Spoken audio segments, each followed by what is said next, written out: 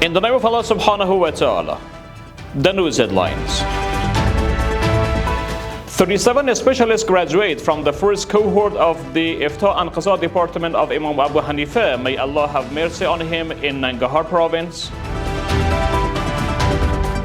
The provision of health services to more than 1.2 million people at 47 Afghan Red Crescent health centers with the support of Red Cross Committee.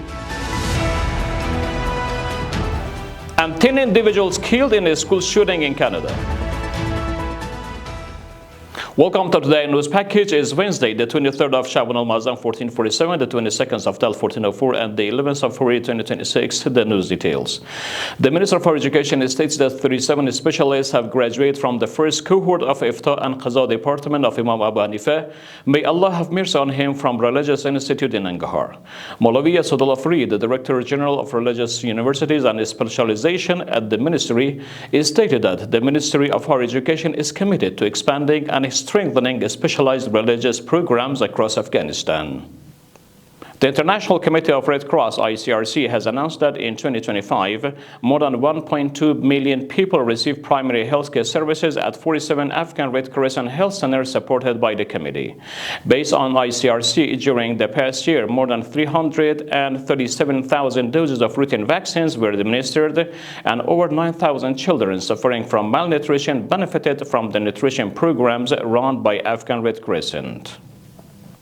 The news continuation. The Minister of Martyrs and Disabled Affairs has signed 2 memorandums of understanding with one organization and one charitable foundation worth approximately 7,970,000 Afghans. Based on the agreement, food assistance will be distributed to 4,960 orphans, widows, persons with disabilities, and returnees in the provinces of Kabul, Faryab, Nangarhar, Helmand, and Panjshir provinces. And ultimately, international media, citing Canadian police, have reported that at least 10 people were killed and dozens more injured in a mass shooting at a school and residential building in the province of British Columbia, Canada.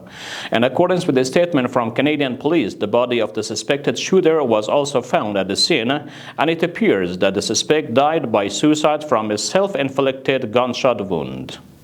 We have reached the end of our news program. For further informative materials from Urooj Research and Broadcasting Administration, you could track us on social media and platforms. Wassalamu alaikum wa rahmatullahi ta'ala wa barakatuh.